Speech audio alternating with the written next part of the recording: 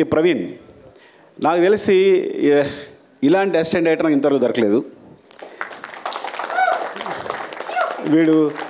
వాడు direction department అవ్వచ్చు, writing అవ్వచ్చు, అన్ని విషయాల్లో కూడా నాకు ఎప్పుడు హెల్ప్ చేస్తున్నాడు. కొన్నిసార్లు డెసిషన్ మేకింగ్ అన్నిటికన్నా ఇంపార్టెంట్ సింహాసనం జడ్జిమెంట్, అది ఇప్పుడు వదిలేస్తుంటాను నేను. అరే ఇప్పుడు డెసిషన్ తీసుకోవాలని వదిలేస్తుంటాను. సో అంత ఇంపార్టెంట్ నాకు ఈ సినిమాకి సంబంధించి, టీంకి సంబంధించి. థ్యాంక్ యూ లవ్యూరా, అది థ్యాంక్ యూ నాన్న. అండ్ వెంకట్, అంటే వీళ్ళిద్దరూ కంటిన్యూస్గా నా స్క్రిప్ట్కి సంబంధించి ఫాలో అవుతూనే ఉంటారు. అంటే నేను డైరెక్షన్ డిపార్ట్మెంట్తో స్క్రిప్ట్ డిస్కస్ చేశాను. యాక్చువల్గా మెయిన్ స్క్రిప్ట్ అంతా డైరెక్షన్ డిపార్ట్మెంట్ డిస్కస్ చేశాను. సో వీడి కథలో కానీ వీడు ఎప్పుడైనా ఒక జడ్జ్మెంట్ చెప్పాడంటే కామ్గా ఉంటాడు. సార్ ఇది బాగాలేదు అన్నాడంటే అది నేను వెంటనే తీసేసుకోవాలి, నీకు మళ్ళీ తిరగలేదు, నేను వెంటనే ఫాలో అయిపోతా. వెంకట్ అవునా అని వెంటనే అది మార్చేస్తాను కూడా నేను. సో ఇట్స్ లైక్ తన జడ్జ్మెంట్ అంతా వాల్యూ చేస్తాను. అండ్ స్క్రిప్ట్లో ప్రతి విషయాన్ని మర్చిపోకుండా ఎక్కడ ఇది కావాలి, అది అక్కడ మర్చిపోయారు, ఇక్కడ కనెక్ట్ చేస్తే బాగుంటుందని నిరంతరం సెట్లో అల్లుకుంటూ పోతుంటాడు. Thank you Venkat, love you. Next Srikanth. First Srikanth గురించి చెప్పాలి. తను యాక్చువల్గా నేను నా డైరెక్షన్ డిపార్ట్మెంట్తో ఎప్పుడు డిస్కస్ చేస్తాను చెప్పాను కదా, కానీ ఫస్ట్ ఒక రైటర్ని నా టీంలో తీసుకున్నాను అంటే శ్రీకాంత్.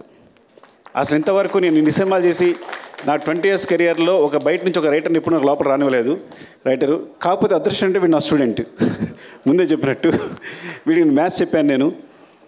కానీ నా ఫ్రీక్వెన్సీ కరెక్ట్గా అర్థం చేసుకుంటాడు. టోటల్ స్క్రీన్ ప్లే కానీ తనకి మాటలు అని స్పెషల్గా కార్డ్ వేశారంటే ఎంత ఇంపార్టెంట్ పర్సన్ అర్థం చేసుకోండి. అదే అంటే నాకు సంబంధించి ఏ థాట్నైనా వెంటనే పంచుకోగలిగిన, నా ఫ్రీక్వెన్సీలో కరెక్ట్గా ఒక థాట్ చెప్పాడు అంటే నా దగ్గరే షార్ట్ అవుతాడు. అంటే నేను ఆలోచించే దగ్గర స్థాయి నుంచే, సారీ స్థాయి అన్నందుకు ఏమనుకోవద్దు, ఆ మాట ఏమనుకోవద్దు మీరు, బట్ నేను ఎలాగైతే కావాలనుకుంటానో అట్లాగే ఆలోచిస్తాడు. కరెక్ట్గా ఏదైనా ప్రాబ్లం వచ్చింది స్క్రిప్ట్లో అంటే వెంటనే సాల్వ్ చేస్తాడు, ఇమ్మీడియట్గా సాల్వ్ చేస్తాడు, 2 నిమిషాల్లో సాల్వ్ చేస్తాడు.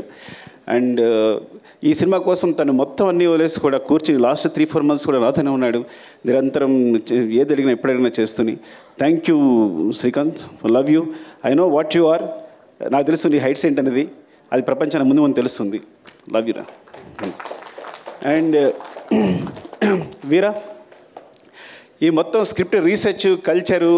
ఇప్పుడు గంగమ్మ తల్లి జాతర ఉందనుకోండి, గంగమ్మ తల్లి జాతరలో తిరుపతి నుంచి అక్కడ ఎవరైతే గంగమ్మ తల్లి అక్కడ పూజారులు ఉంటారో వాళ్ళని తీసుకొచ్చి సెట్లో ఉన్నారు వాళ్ళు ఆ జాతర జరిగినంతసేపు కూడా. అంటే ఏవైనా కల్చర్ సంబంధించి ఏమైనా ఎలిమెంట్స్ ఉన్నా, సో చిత్తూరు సంబంధించి కల్చర్ కానీ లేకపోతే సాంగ్స్ కానీ వాళ్ళ ఆహారం కానీ ఏదైనా మొత్తం రీసెర్చ్ అంతా తనే మొత్తం చూసుకుంటాడు, ఏదైనా ఎప్పటికప్పుడు చెప్తాడు. అట్ ద సేమ్ టైం ఒక సాంగ్ తీసుకుంటే కనుక ఆ సాంగ్ నుంచి ఏదైనా లిరికల్ కాన్సెప్ట్ ఉంటే కనుక వెంటనే రాసేస్తాడు నాకైనా హెల్ప్ చేయడానికి. Thank you Veera, love you. And ఎవరు రాలేదా? ఐ థింక్ ఇంకా చాలామంది ఉండాలి ఇక్కడ. ప్రభా రాలేదా? ప్రభా వచ్చాడా? ప్రభా కమన్ ప్రభా.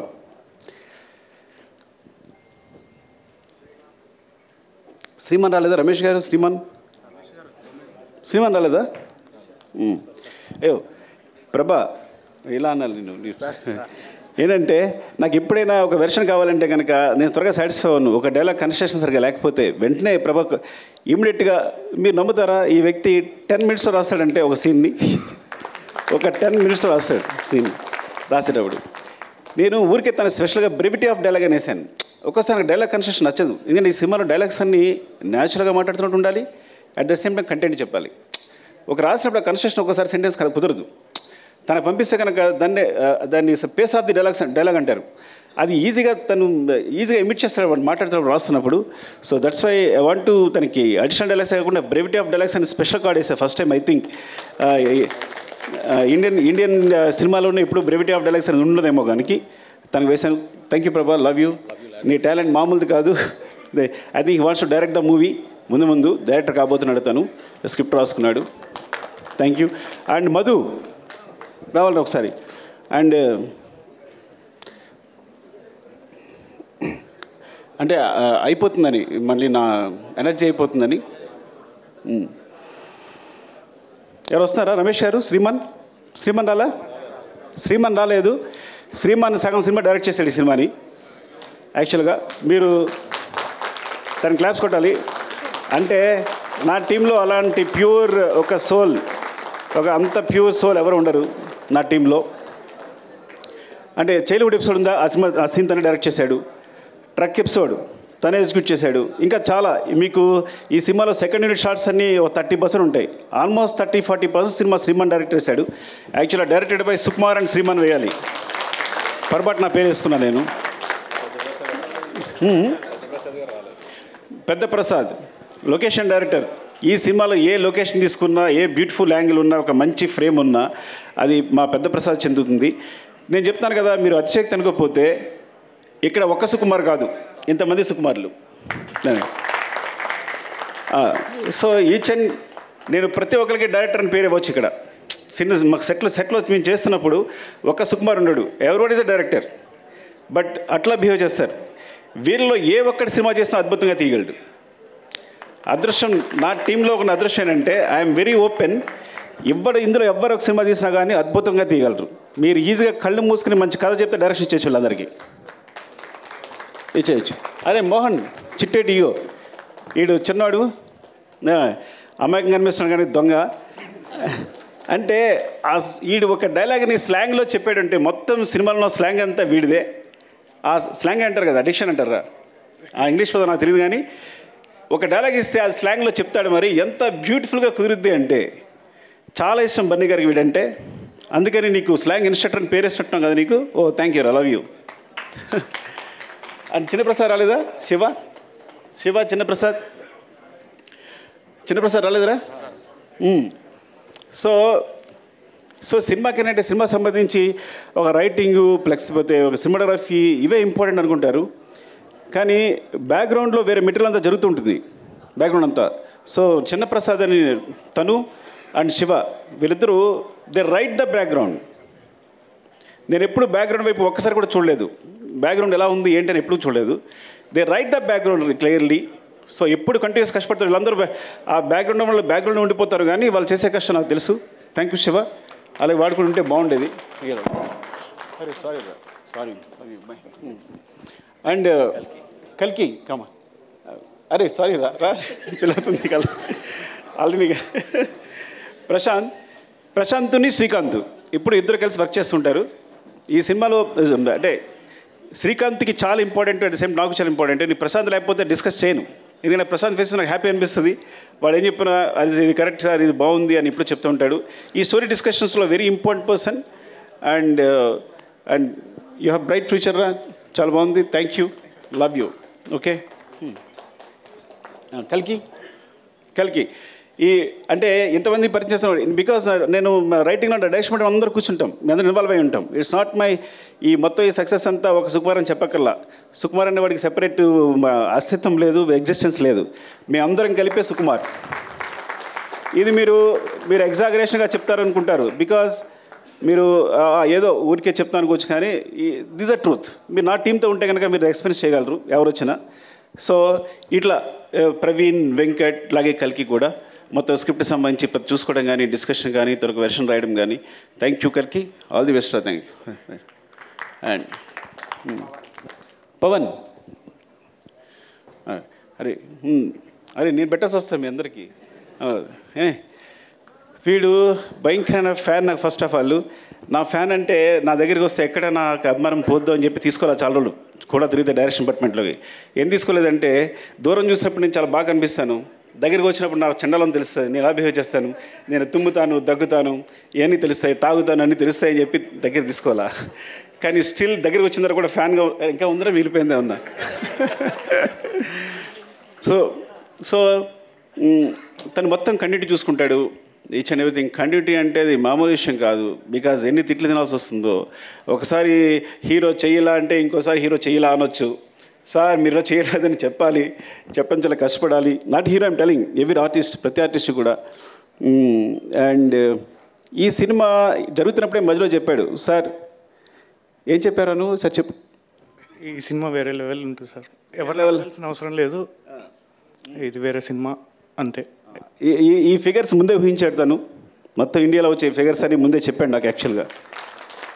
సార్ ఈ గోస్ టు వేరే లెవెల్ సార్ ఈ సినిమా వెళ్తుంటే, because each and every scene అదే రేంజ్లో ఉంది, ఏ సీను తగ్గట్లేదు, ప్రతి సీను కూడా మీరు మొత్తం ప్యాక్ చేస్తున్నారు. ఇది ఎక్కడ ఏ సినిమా ఈ సినిమా తప్పు చేస్తారని ముందు నుంచి చెప్తూ ఉన్నాడు. Thank you Pavan, love you. వీరు రాలేదా? షికాబాద్ యాక్చువల్గా మా దాంట్లో వీరేంద్ర సింగ్ షికావత్ ఉన్నాడు, తన పేరుతోనే బన్వర్ సింగ్ షికావత్ అని పెట్టాం. సో ఫహద్ ఫాజిల్ గారి క్యారెక్టర్ పేరు బన్వర్ సింగ్ షికావత్ అని రావడానికి కారణం తనే. ఆ షికావత్ జుకేగా నహీ సాలా ఉంది కదా, అతను ఇక్కడ మేము తగ్గేదేలని పెడితే వాళ్ళు వేరే రాస్తే లేదు అని జుకేగా నహీ సాలాని క్రియేట్ చేసింది తనే హిందీలో. అది ఎంత పాపులర్ అయిందో తెలుసు మీకు. అలాగే హిందీ డైలాగ్స్లో మీరు చూడండి, తెలుగు వెర్షన్కి హిందీ వెర్షన్కి చాలా డిఫరెన్స్ ఉంటుంది.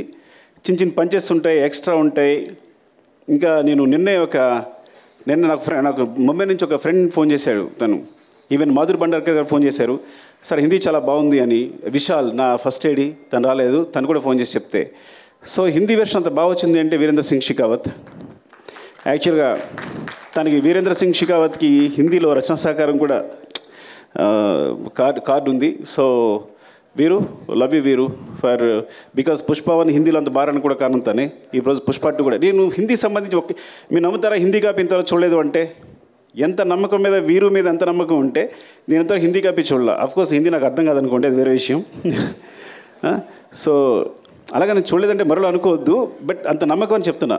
ఈచ్ అండ్ ఎవ్రీ సీన్ నాకు చూపిస్తుంటాడు, పంపిస్తుంటాడు, చేస్తుంటాడు, కానీ మొత్తం కాపీ చూడలేదని చెప్తున్నాను నేను.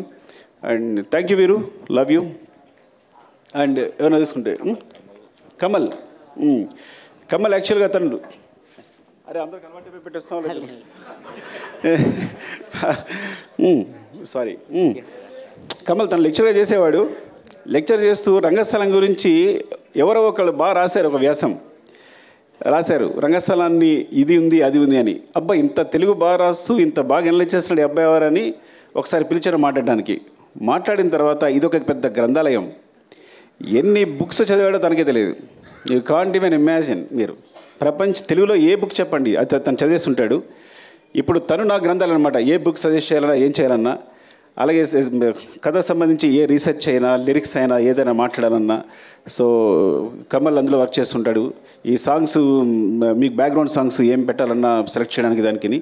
And he has bright future, చాలా మంచి డైరెక్టర్ అవుతాడు. Thank you Kamal, wish all the best. Love you. Deepu Ramu ఇంతకీ రాము ఏం చేస్తాడు నిజంగా నాకు తెలీదు. ఏం చేస్తారా రాము నువ్వు? ఎందుకంటే మా డైరెక్షన్ డిపార్ట్మెంట్లో ఎవరు నాకు చెప్పరు, కొంతమంది జాయిన్ అయిపోతుంటారు, తెలుసా మీకు ఆ విషయం? ఎవరో బ్యాక్గ్రౌండ్లో కనిపిస్తుంటారు, నీకు కొన్నాళ్ళు ఈ అబ్బాయి ఎవరు అంటే సార్ డైరెక్షన్ డిపార్ట్మెంట్ సార్ అంటారు. బికాజ్ శ్రీమాను రమేష్ గారు శ్రీమానుని వీళ్ళు కరెక్ట్గా ఇంటర్వ్యూ చేసి పెడుతూ ఉంటారు. సో మధ్యలో నేను మొన్నే 1 month బ్యాక్ తెలుసుకున్నాను రాజు అని. లవ్ యూ రాజు. తను రామున చూడండి చెప్పానా నేను. రాము తను క్లాప్ కొట్టాడు, అలాగని వేరేలా చూడొద్దు, బికాజ్ నేను కూడా క్లాప్ కొట్టాను, ఈ స్థితిలో ఉన్నాను. సో రాము నీకు నేను తెలుసుకుంటాను, అప్పుడు మాట్లాడతాను. అండ్ దీపు మధ్యలో ఎస్కేప్ అవ్వడది. యాక్చువల్గా దీపు కూడా పాపం 3-4 years తిరిగి ఉంటాం నా దగ్గర జాయిన్ అవ్వడానికి. 3 years తిరిగి ఉంటాడు నా దగ్గర జాయిన్ కావడానికి. And so all the best Deepu, love you. I no ఏదో పర్సనల్గా హెల్ప్ చేస్తే ఆ విషయం చెప్పలేకపోతున్నాను కదా, సినిమా కాబట్టి చెప్పలేకపోతున్నాను. దేవి నాగవల్లి గారు ఎక్కడ రండి. దేవి ఫైర్ బ్రాండా ఏమంటారు? దేవి యాక్చువల్గా తను రీసెర్చ్ చేసిన కొన్ని కథలు చెప్తే సినిమాస్ అంటే బయట తను ఆల్రెడీ తన జర్నలిస్ట్ ఎక్స్పీరియన్స్ తోటి తను రీసెర్చ్ చేసి చెప్తే నేను షాక్ అయిపోయాను. అంటే ప్రపంచంలో ఏ మూలైనా ఏ కథనే ఉంటుందని అన్ని కథలు ఉన్నాయి ఇప్పుడు దేవి దగ్గర. నాకు తెలిసి ఎన్ని కథలనే లెక్కలేదు. తను చెప్తూనే ఉంది నాకు. So it's like I think one of them maybe నేను ముందు చేయొచ్చు కూడా, చెప్పలేను, అది అన్నీ కుదిరితే కరెక్ట్గా. And all the best Devi. And cinema అంటే చాలా ఇష్టం తన కోసం. నాకు తెలిసి జర్నలిజం ఇప్పుడు వదిలేసిందేమో కూడా నాకు తెలియదు కంప్లీట్లీగా. సో ఎవ్రీడే స్టూడియో వదిలేసి సెట్లాగా వచ్చి కూర్చొని ప్రతిదీ అబ్జర్వ్ చేస్తూ మాకు అందరికి హెల్ప్ చేస్తూ తను ఐ థింక్ తను డైరెక్షన్ ట్రై చేస్తుంది. All the best Devi. Thank you Devi. And Alekhya ఏం చెప్పాలి నీ గురించి? అలేఖ్య ఈ అమ్మాయి అంటే రష్మి గారికి అందరికి కూడా అంటే సెటిల్ ఏమన్నా సరే ఒక 5-6 members ఇన్స్ట్రక్టర్స్ ఉంటారు, స్లాంగ్ ఇన్స్ట్రక్టర్స్ ఉంటారు. అందులో తనుకు అనమాట. సో రష్మి గారు వస్తే కంపల్సరీ తనకు స్లాంగ్ చెప్పడానికి అమ్మాయి ఎప్పుడు అక్కడే ఉంటుంది. So it's like part of direction department అయిపోయింది తను. Thank you Alekhya. All the best. And ఆర్టిస్ట్గా ట్రై చేస్తుంది తను కదా, తను ఆర్టిస్ట్గా ట్రై చేస్తుంది. All the best sir. Bye, thank you, by.